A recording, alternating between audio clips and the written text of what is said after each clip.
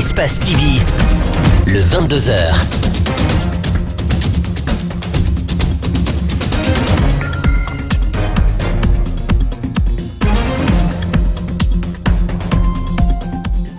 Espace TV, il est 22h. Mesdames et messieurs, merci de nous préférer. Bienvenue à toutes et à tous. Jour de passation de services dans les départements ministériels du pays, du ministère de l'économie et des finances, en passant par celui du budget de la sécurité et de la protection civile.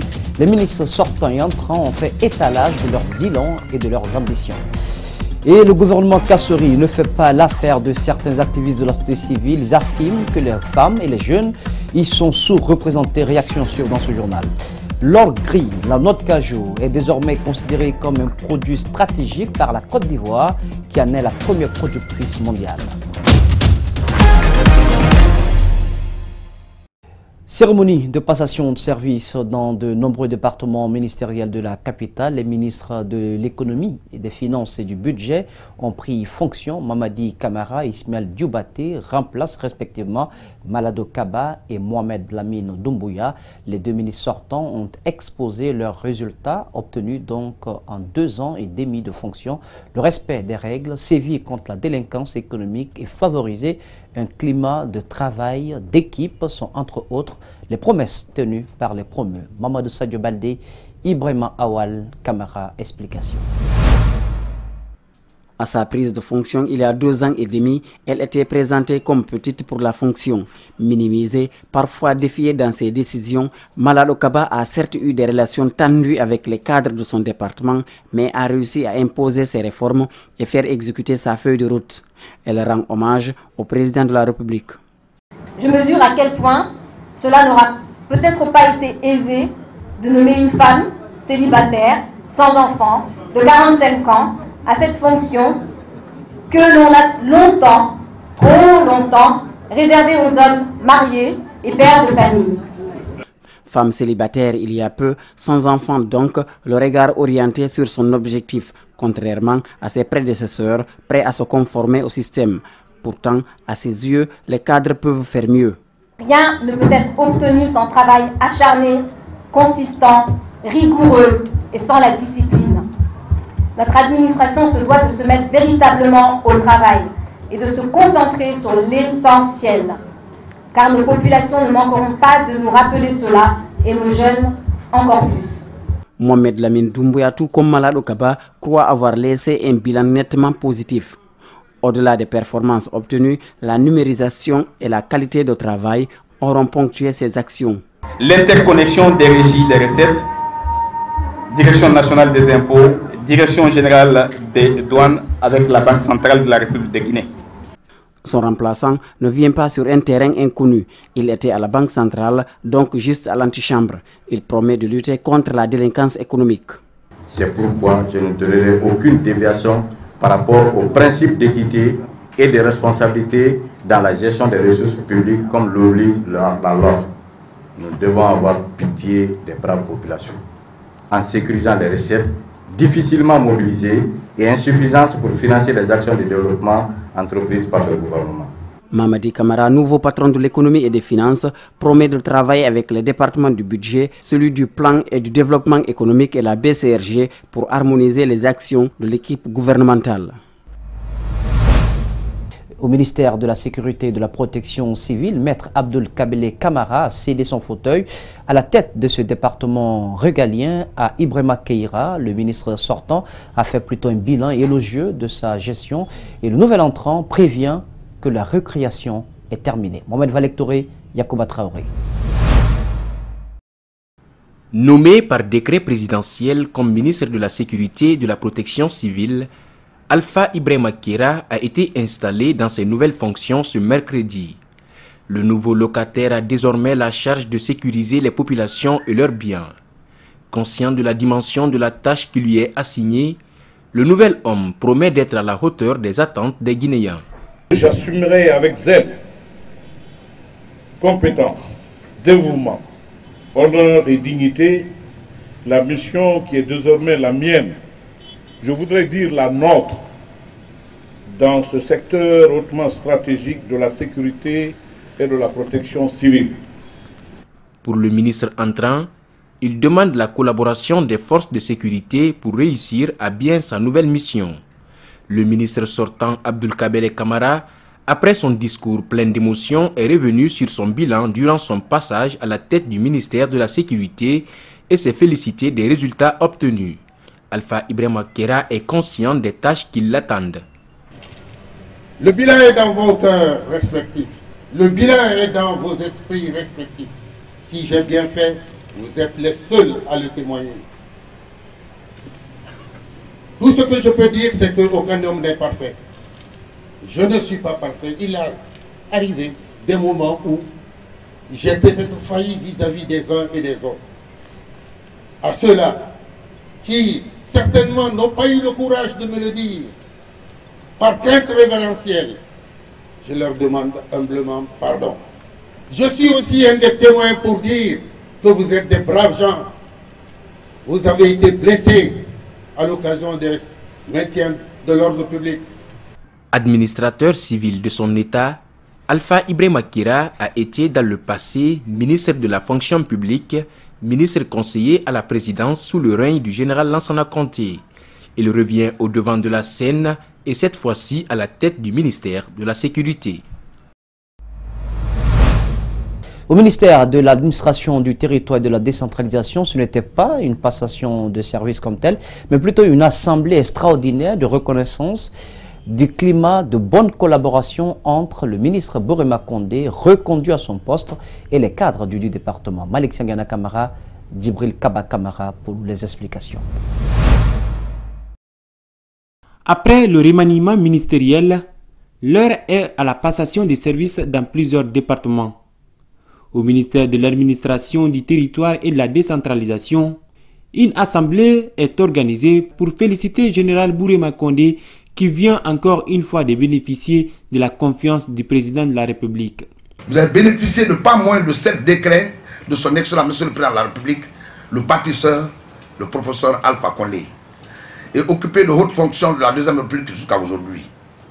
Cette longévité aux différents postes de dirigeants s'explique par les qualités que j'ai évoquées et surtout par votre dévouement total au service public, contrairement à un de vos cousins, ancien gouverneur de Farana, qui a servi moins d'une année à la tête d'une région dont la capitale a vu naître jamais.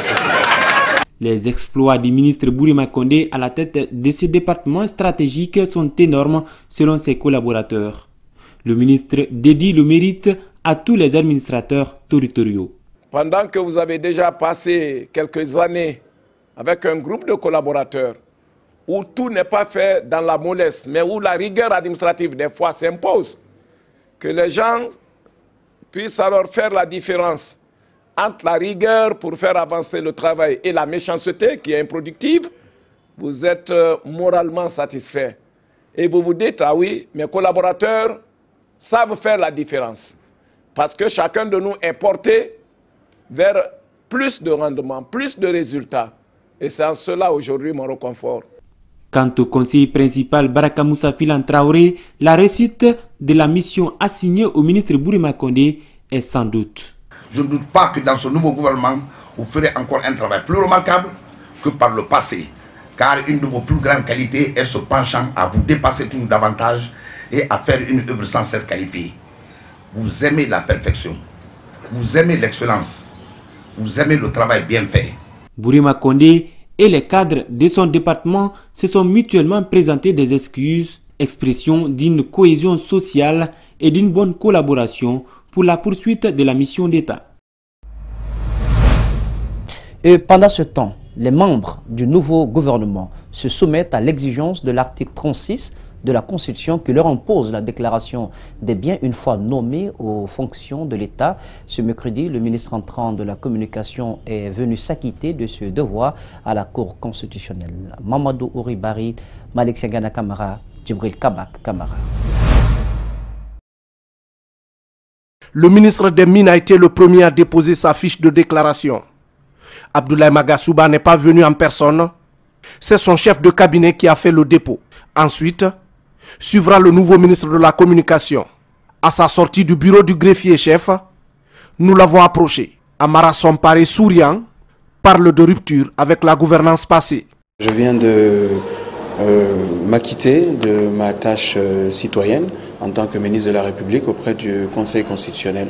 Je pense que c'est une démarche salutaire et qui indique de façon très claire la marque que le Premier ministre veut imprimer à son gouvernement et à l'éthique qui va conduire la politique qu'il va mener à la tête du pays. Et je pense que vous, journalistes, mes collaborateurs très bientôt, vous n'êtes pas censés être dans la confidence. Le greffier en chef de la Cour constitutionnelle ne soufflera pas assez. Tous les autres ministres se sont prêtés au même exercice. Ces déclarations de patrimoine se font dans la discrétion. Aucun journaliste ne connaît le contenu et la nature des biens déclarés par les ministres. Ceci est une exigence de la loi, indique le secrétaire général de la Cour constitutionnelle. S'agissant des membres du gouvernement, ils doivent se plier à cette exigence avant leur entrée en fonction. C'est donc dans ce but hier que la Cour constitutionnelle a reçu d'abord le Premier ministre chef du gouvernement et ensuite plusieurs autres membres du gouvernement auxquels, comme vous venez de le dire, des fiches ont été remises. Ils vont remplir et déposer auprès du greffe de la Cour constitutionnelle. La loi prévoit que ces déclarations de biens fassent l'objet de publication dans les colonnes du journal officiel de la République. Le gouvernement dirigé par Ibrahima Kassori Fofana se soumet ainsi à une disposition de l'article 36 de la Constitution qui prévoit que le président de la République, les membres du gouvernement et autres responsables des régies financières déclarent leur patrimoine. Et ce nouveau gouvernement ne fait pas que des heureux. Des jeunes acteurs de la société civile s'insurgent contre l'absence de jeunes et la sous-représentativité des femmes dans le nouveau gouvernement formé par Dr Kassori Fofana. Sur 33 ministres, aucun jeune à 30 ans et seulement 4 femmes. Les concernés ont exprimé leur mécontentement ce mercredi à Conakry. Mamadou Kalisso, Salifoli Fossissé. L'absence de la jeunesse dans le gouvernement formé par Kassori Fofana passe mal au sein de la couche juvénile. De plus en plus, les voix s'élèvent pour dénoncer cette situation. Ce mercredi, c'était au tour du réseau Afrique Jeunesse de Guinée de hausser le ton.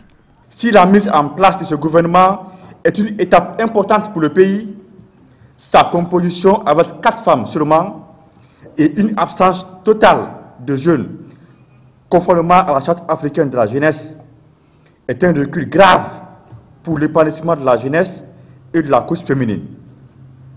Pourtant, ces 2 couches constituent la franche majorité de la population guinéenne, respectivement 53 à 65% de la population. On se souvient que le président de la République a dédié son mandat aux jeunes et aux femmes. Mais la composition de ce gouvernement contredit largement cette promesse présidentielle.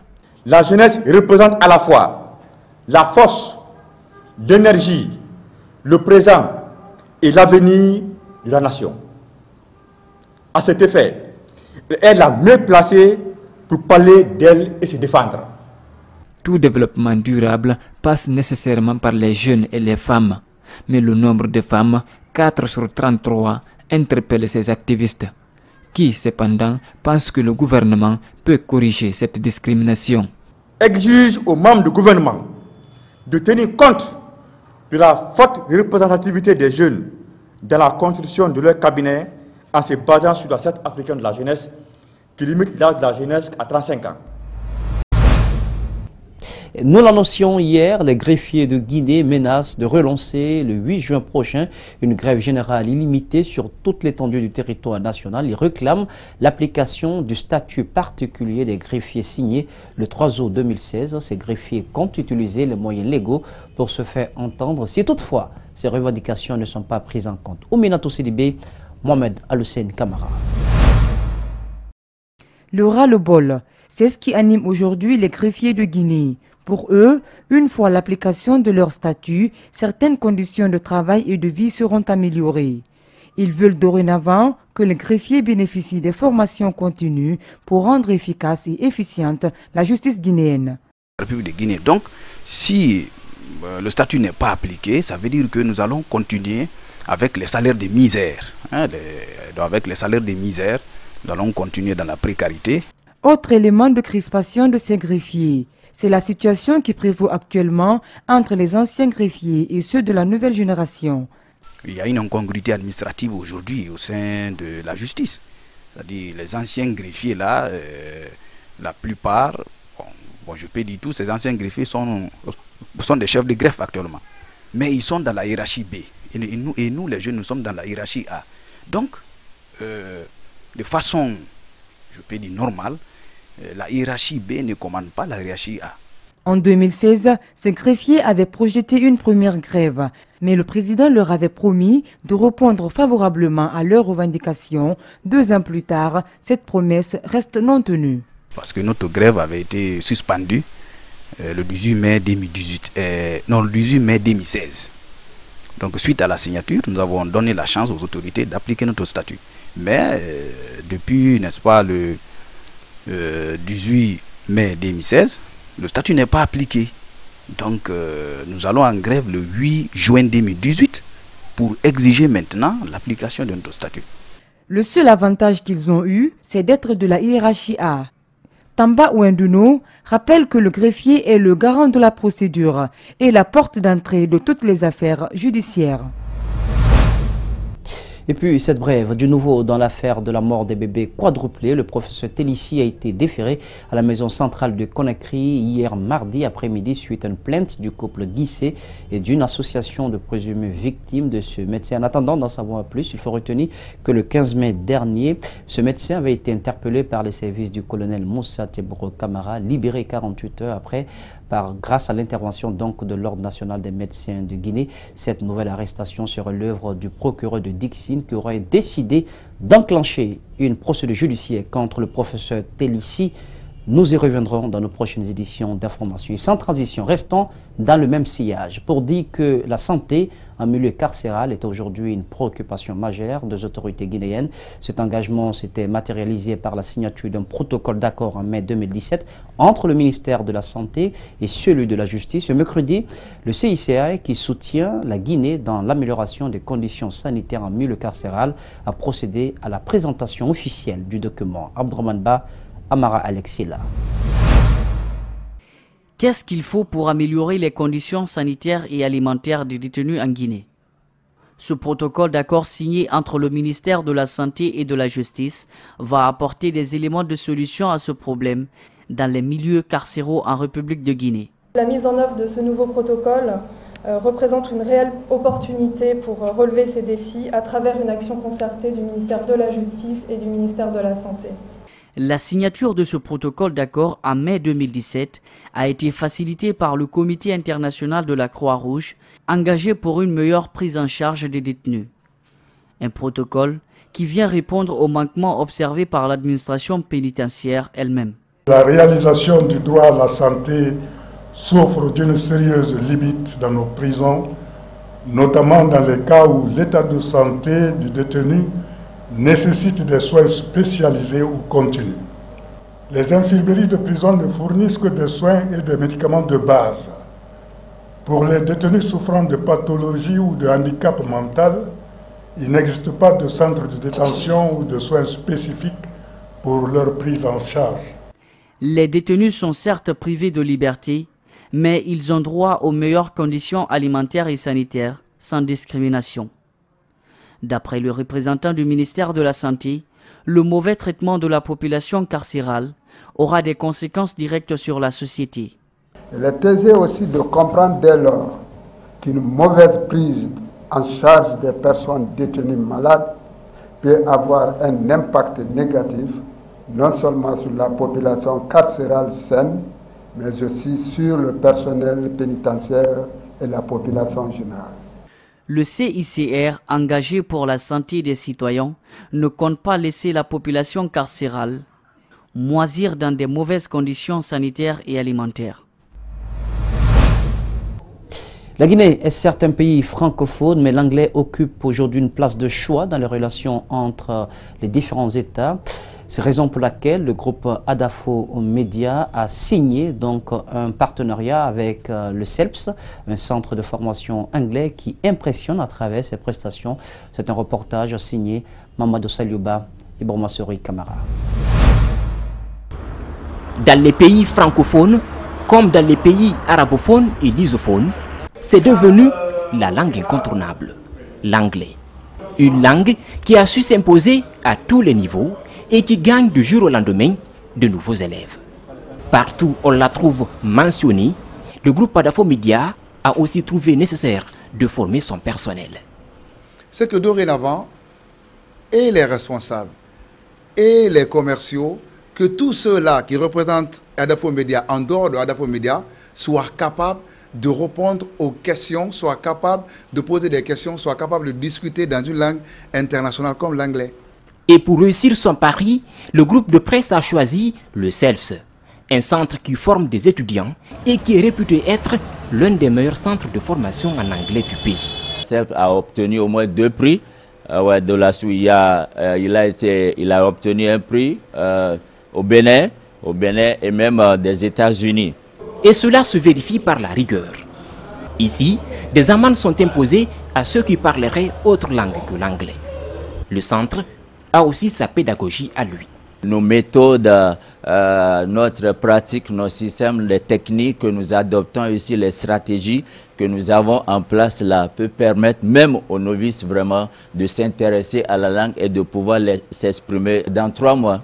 L'une des particularités que je vais vous signaler, c'est que quand vous apprenez à CELFS, vous avez la possibilité de faire la différence entre l'anglais américain et l'anglais britannique.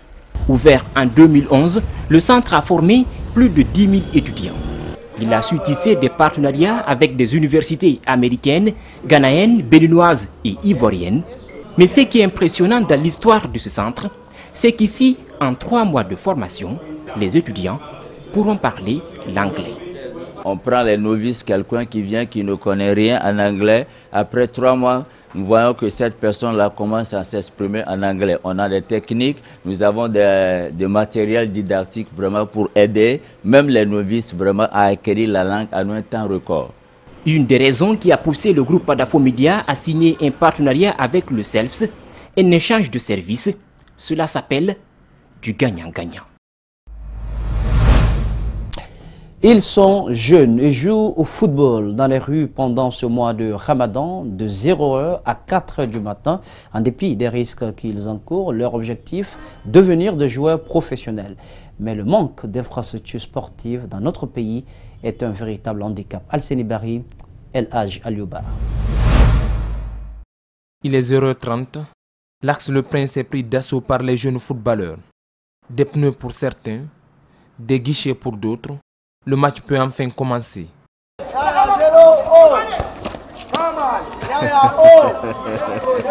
Le jeu peut durer jusqu'à 3h ou 4h du matin. Comme c'est le mois de carême, quoi. Là, nous venons ici pour jouer, quoi. Il n'y a pas de terrain, les Blue Zones sont fermées. Pour entrer dans les Blue Zones, quoi, tu dois payer de l'argent, quoi. C'est pour cela. Il n'y a pas de terrain. Il n'y a pas de terrain dans le quartier et puis il n'y a pas de lumière aussi. On vient jouer ici pour ça. Parmi ces jeunes, des élèves et des étudiants, tous fustigent le manque d'infrastructures sportives à Conakry. Pour les jeunes de Bambeto, le football permet de les occuper et réduire la violence dont ils se rendent coupables. Si vous voyez la recrudescence du banditisme et on filme de la drogue, c'est parce qu'il y a manque de terrain. Et on souhaite avoir un terrain à Kakimbo pour qu'on joue. Cela pourrait diminuer la violence des jeunes de Bambeto. Ces jeunes caressent le même rêve, celui de devenir des joueurs professionnels. Et pour cela, le travail commence ici, sur ce goudron et pendant ce mois de Ramadan. J'ai toujours rêvé d'être un grand footballeur africain. On a ce rêve quand même de devenir un jour de Nabi Keita ou bien de Pascal Fendouno. Je veux dire à l'État de nous aider à avoir des terrains, des centres de formation pour mieux améliorer notre football, quoi. Faible affluence de véhicules. Les seuls qui sortent se soumettent au dictat des jeunes. Dans l'ensemble, la présence de ces jeunes amateurs du foot dans les rues de la commune rassure les automobilistes noctambules. D'une part, c'est bon. Il y a la sécurité sur la route parce que tu peux rouler sans crainte. Certains aussi, quand tu arrives, ils te laissent passer. Par contre, d'autres jettent le ballon devant toi et quand tu le perces, ce sont des cris. Espérons que leur appel sera entendu et que plusieurs centres de formation seront créés en Guinée. L'avenir du football guinéen en dépend. Venons-en à l'équipe nationale guinéenne. Le stage du Sili national de Guinée à El Jadida au Maroc est-il raté? Après le match contre le Racing Club de Casablanca en lieu et place de celui contre le Raja de Casablanca, c'est son deuxième match amical prévu contre le Wydad de Casablanca qui a été avorté. Ces événements ont fait le show gras de la presse sportive qui n'a pas manqué de dénoncer les improvisations de la gestion de la Feguefoot, mais certains hommes du métier dédramatisent aussi la situation. Mohamed Souma, Aliouba ont tenu à rencontrer quelques-uns d'entre eux. La Guinée n'aura finalement pas eu le Raja et le Wydad de Casablanca en face pour son stage à El Jadida. Après le changement d'adversaire dans les dernières minutes pour improviser une rencontre contre le Racing Club de Casa, l'antenne rouge de la Botola League, les Guinéens se sont vus refuser le Wydad de Casablanca, détenteur de la Ligue des champions africaine. Si le secrétaire général de la Feguefoot reste tant décrié, certains journalistes du milieu priorisent l'objectif pédagogique que sportif du séjour. Bon, écoutez, d'abord, par rapport aux matchs amicaux, moi je pense que c'est pas les matchs amicaux, mais plutôt le rassemblement. Je pense que c'est une très bonne chose, au-delà d'une journée FIFA, que les joueurs du Sili national, avec des nouveaux qui ont donc rejoint cette sélection nationale, puissent répondre à la convocation, et surtout que la Guinée n'aura pas une autre possibilité de se rencontrer avant les éliminatoires de la Coupe d'Afrique des Nations 2018. Donc, même si, en réalité, on aurait peut-être pu anticiper avant, parce qu'il faut s'attendre à toutes ces éventualités-là pour nous permettre vraiment d'être en compétition. Parce que si on avait joué peut-être avec des sélections ou contre le Raja de Casablanca ou le Wydad de Casablanca, ça aurait permis quand même aux sélectionneurs de mieux connaître son équipe. Des voix se sont élevées pour dénoncer la mauvaise programmation du stage, même s'il demeure en dehors des journées FIFA. Une alternative du choix des adversaires revient souvent. La fédération n'a qu'à revoir quand même, comme le stage n'a pas réussi en totalité, peut-être que la fédération doit improviser, selon moi, venir affronter quand même le Roréa ici pour voir un petit peu ce que ça a changé ce Sili national, et surtout que c'est beau de voir un match amical à domicile ici. Le Sili national de Guinée file directement au match des éliminatoires pour la Coupe d'Afrique des Nations contre la Centrafrique au mois de septembre, sans aucun match amical.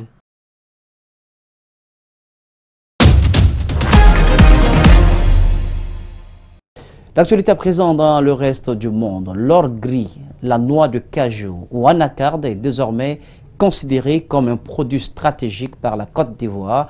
Première productrice mondiale, elle ambitionne de transformer la moitié de sa production d'ici à 5 ans afin d'accroître ses revenus et offrir de l'emploi à ses jeunes.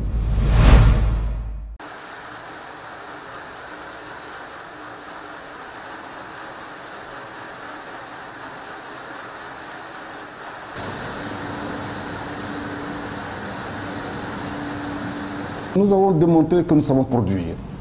Maintenant, il reste à démontrer que nous savons vendre et que nous savons surtout commercialiser et surtout transformer. Parce que c'est dans la transformation que réside la vraie valeur ajoutée. La transformation qui est créatrice d'emplois. C'est la transformation qui permet donc aux familles, j'allais dire, et surtout aux femmes, d'avoir des emplois et de subvenir aux besoins donc, de leur famille.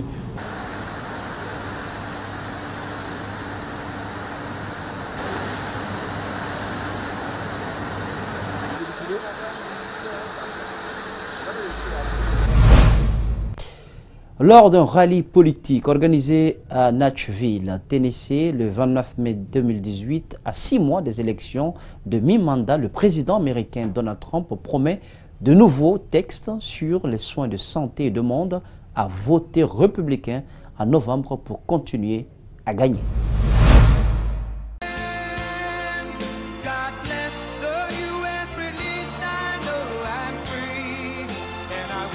To keep this momentum going, to continue this incredible progress, to keep on winning, you have to vote Republican in November. We are coming up with great health care. Our Secretary of Labor is coming out with a plan in 2 weeks, association plan, going to be great. Our Secretary of Health, Alex, we have Alex Acosta, you know that?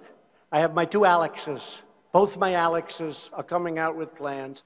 that are phenomenal plants. What you call getting the job.